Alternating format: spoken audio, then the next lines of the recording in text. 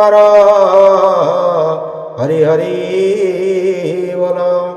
प्रणाम भक्त बंधु, आपण मान पद पंकजरे अनंत कोटि भक्तिमुक्त भूमिष्ठ प्रणाम ज्ञापन करी आरंभ करने जाऊँ आज भागवत कथा आलोचना बा आज आध्यात्मिक भिडियो। मो प्राणर भक्त बंधु माने आज भिडियोटी अतीव भावगर्भक, तेणु आज भिडियोटी विशेषकर माँ मानक पई उपलब्ध हो पार।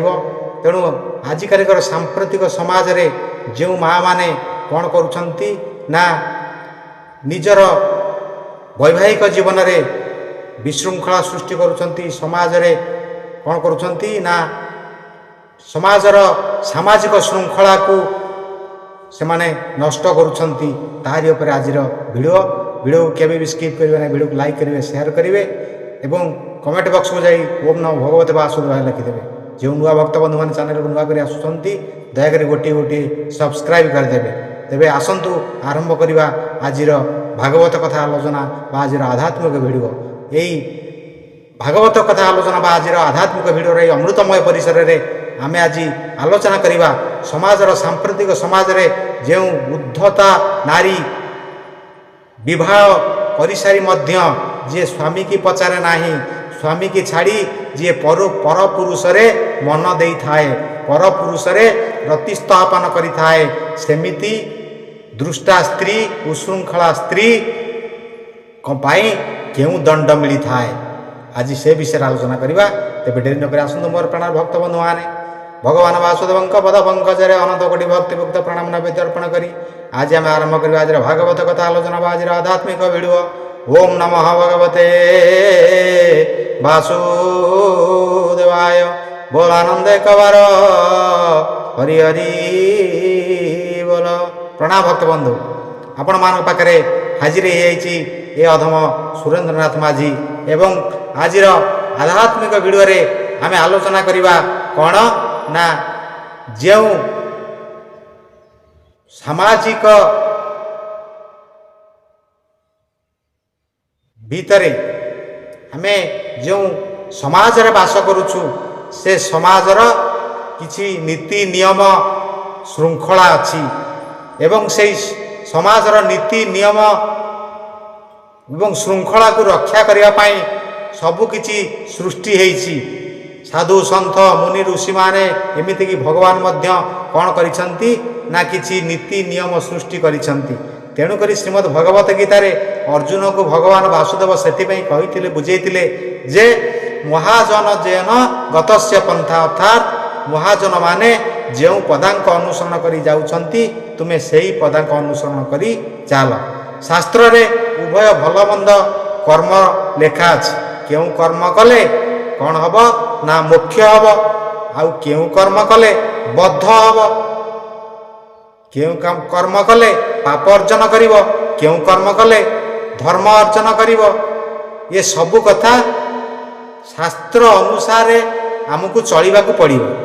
तेणु ये शास्त्र को छाड़ी देई आजिर सांप्रतिक समाज रे जे उशृंखला नारी दृष्टा नारी माने अछंती से नारी माने आजिकल समाज को विशृंखलित करुछंती, नीति नियम किछि मानु नाहंती। से विषय रे आज आमे उद्धार करिचे गरुड़ पुराण रु किछि कथा वस्तु। जे गरुड़ पुराण रे भगवान नारायण को गरुड़ पचारुछंती जदि सांप्रतिक समाज रे एमिति उशृंखला नारी दृष्टा नारी जो माने पति की सेवा करती ना, पतिर कथा को मानती ना, पर पुरुष रे मन देई थांती एवं निजर स्वामी की छाड़ी पर पुरुष सहित रति संपर्क स्थापन करती, एमिति दृष्टा नारी बा एमिति उशृंखला नारी की पाप अर्जन करि थाए एवं से की दंड पाए से विषय आज भक्त बंधु माने आलोचना परिसर को आगे नवा।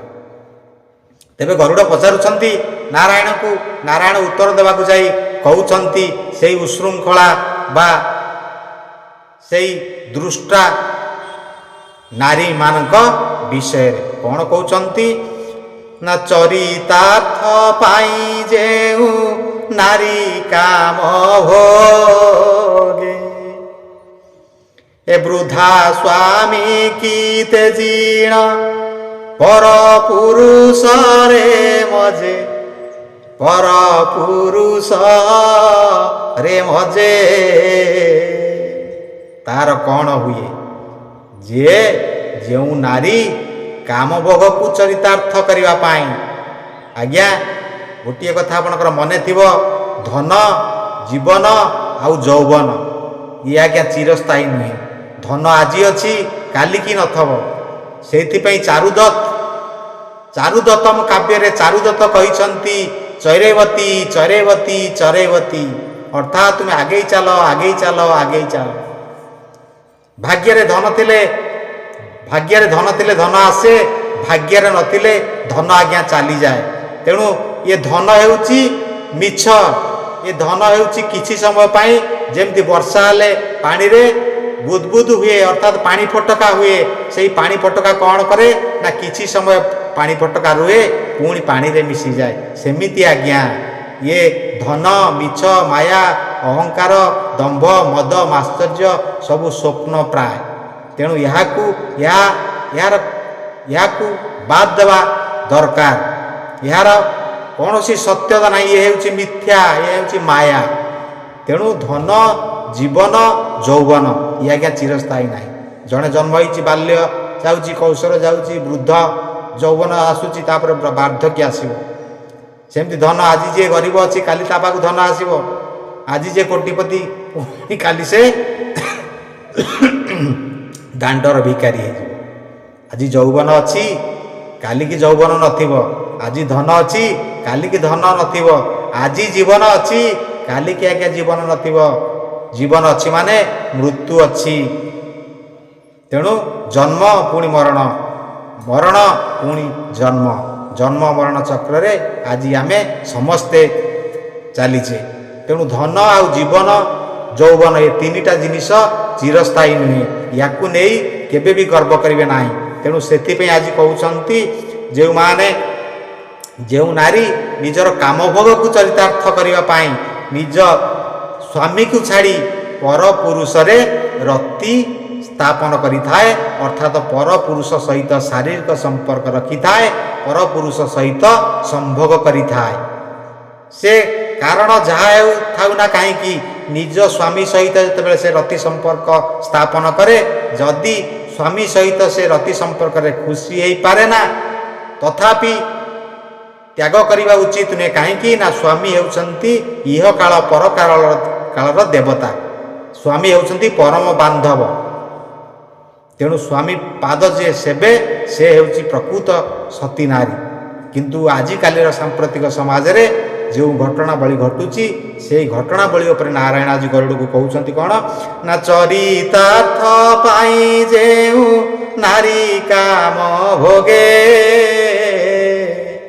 ଏ ବୃଦ୍ଧା ସ୍ୱାମୀକୁ ତେଜିଣ ପର ପୁରୁଷରେ ମଜେ, ଏ ବାଦୁଡ଼ି ବା ଝିଟି ପିଟି ଜନମ ଲଭନ୍ତି, ଏ ଦୋମୁଣ୍ଡିଆ ସର୍ପଇ କେଅବା ଜନ୍ମନ୍ତି। ଯେଉଁମାନେ ନାରାୟଣ କହୁଛନ୍ତି, ହେ ଗରୁଡ଼, ସାମ୍ପ୍ରତିକ ସମାଜରେ ଯେଉଁ ଘଟଣାବଳୀ ଘଟୁଛି ବା ଆଗକୁ ଆହୁରି ମାତ୍ରାରେ ଘଟିବାକୁ ଯାଉଛି, କ'ଣ ସେ ଘଟଣା ନା, ଘରର କୁଳବଧୂମାନେ ନିଜର ସ୍ୱାମୀକୁ ଛାଡ଼ି ପରପୁରୁଷରେ ମାତିବେ। ନିଜର ସ୍ୱାମୀର ସୌନ୍ଦର୍ଯ୍ୟକୁ ଦେଖିବେ ନାହିଁ, ନିଜର ସ୍ୱାମୀକୁ ଖାତିର କରିବେ ନାହିଁ, ନିଜର ସ୍ୱାମୀକୁ କଥାକୁ ମାନିବେ ନାହିଁ, ସ୍ୱାମୀ ସେବା କରିବେ ନାହିଁ, ପତିକୁ ଛାଡ଼ି ଅନ୍ୟ ପୁରୁଷରେ ମନ ଦେବେ, ଅନ୍ୟ ପୁରୁଷ ସହିତ ଶାରୀରିକ ସମ୍ପର୍କ ସ୍ଥାପନ କରିବେ। ସେମାନଙ୍କର ଅବସ୍ଥା କ'ଣ ହେବ? ସେମାନେ ଯେତେବେଳେ ମରିଯିବେ, ସେମାନଙ୍କୁ କେଉଁ ଜନ୍ମ ନେବେ ନା, ବୃଦ୍ଧା ସ୍ୱାମୀ ଚରିତାର୍ଥ ପାଇଁ ଯେଉଁ ନାରୀ କାମ ଭୋଗେ, ବୃଦ୍ଧା ସ୍ୱାମୀକୁ ତେଜିଣ ପର ପୁରୁଷରେ ମଜେ, ଏ ବାଦୁଡ଼ି ବା ଝିଟି ପିଟି ଜନମ ଲଭନ୍ତି, ଏ ଦୋମୁଣ୍ଡିଆ ସର୍ପଇ କେଅବା ଜନ୍ମନ୍ତି। ଆଜ୍ଞା ଏଇ ଯେଉଁ ଉଶୃଙ୍ଖଳା ନାରୀ, ଦୃଷ୍ଟା ନାରୀ, ସାମ୍ପ୍ରତିକ ସମାଜର ଅତ୍ୟାଧୁନିକା ନାରୀମାନେ ଆଜି ଦେଖିବେ ବହୁତ ଏ ସବୁ କାମ ଚାଲିଛି। ଏଇ ଶୃଙ୍ଖଳା ନାରୀ ଦୁଷ୍ଟା ନାରୀମାନେ କ'ଣ କରିବେ ନା ନିଜର ସ୍ୱାମୀକୁ ନିଜର ସ୍ୱାମୀର ରତି କ୍ରୀଡ଼ାରେ ବା ସମ୍ଭୋଗରେ ସନ୍ତୁଷ୍ଟ ନ ହୋଇ ଏମାନେ ପରପୁରୁଷକୁ ଲୋଡ଼ିବେ। ଏମାନେ ଯେତେବେଳେ ଏମିତି କର୍ମ କରିବେ ତାଙ୍କର ଜୀବନ ଯେତେବେଳେ ସରିଯିବ ସେମାନେ କେଉଁ ଜନ୍ମ ନେବେ ନା ବାଦୁଡ଼ି ଜନ୍ମ ନେବେ, ଝିଟିପିଟି ଜନ୍ମ ନେବେ।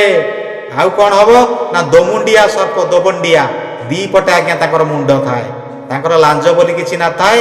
ଏପଟେ ଗୋଟାଏ ମୁଣ୍ଡ, ସେପଟେ ଗୋଟାଏ ମୁଣ୍ଡ, ଦୋବଣ୍ଡିଆ ସାପ ଯେଉଁ ଆମେ କହୁ, ଏଇ ଦୋବଣ୍ଡିଆ ସାପ ସେମାନେ ହେଇକିରି ଜନ୍ମ ହେବେ, ଝିଟିପିଟି ହେଇକିରି ଜନ୍ମ ହେବେ, ବାଦୁଡ଼ି ହେଇକିରି ଜନ୍ମ ହେବେ। ଯେଉଁମାନେ ନିଜ ସ୍ୱାମୀକୁ ଛାଡ଼ି ପରପୁରୁଷରେ ମନ ଦେବେ, ପରପୁରୁଷ ସହିତ ଶାରୀରିକ ସମ୍ପର୍କ ସ୍ଥାପନ କରିବେ, ପରପୁରୁଷ ସହିତ ସମ୍ଭୋଗ କରିବେ। ଏ ମୋହା କ୍ଲେଶ ଲଭିଘାତ ମଧ୍ୟେ ପଡ଼ିଥିବ, ଏ ଜନ୍ମ ଜନ୍ମାନ୍ତରେ ମୋହା ବିପଦ ଲଭିବ। ତାଙ୍କୁ ଆଉ ଉଦ୍ଧାର ନାହିଁ ଆଜ୍ଞା। ଏ ଯେଉଁ ପାପ କର୍ମ ଅର୍ଜିଲେ ଏ ଜନ୍ମରେ, ଏ ଜନ୍ମ ସରିଗଲା ପରେ ବାଦୁଡ଼ି ଜନ୍ମ ନେବେ, ଝିଟିପିଟି ଜନ୍ମ ନେବେ, ପୁଣି ଦୋବଣ୍ଡିଆ ସାପ ଜନ୍ମ ନେବେ, ପୁଣି ଏକ ବିରାଟ ଏକ ଗର୍ତ୍ତରେ ପଡ଼ିକିରି ତା ଭିତରେ ସେ ନର୍କ ଭୋଗିବେ। ତାଙ୍କର ଆଉ ଗତି ନାହିଁ କି ମୁକ୍ତି ନାହିଁ। ସେ ତାଙ୍କର ଗତି ତଳକୁ ତଳକୁ ତଳକୁ ତଳକୁ ହେଇ ଚାଲିଯିବ। ପାପ କ୍ରମାନ୍ୱୟରେ କ'ଣ ହେବ ସେମାନଙ୍କର ବଢ଼ି ବଢ଼ି ଯେତେବେଳେ ଚାଲିବ ସେତେବେଳେ ଆଉ ସେ ଭଲ ଜନ୍ମ ଆଉ ପାଇପାରିବେ ନାହିଁ।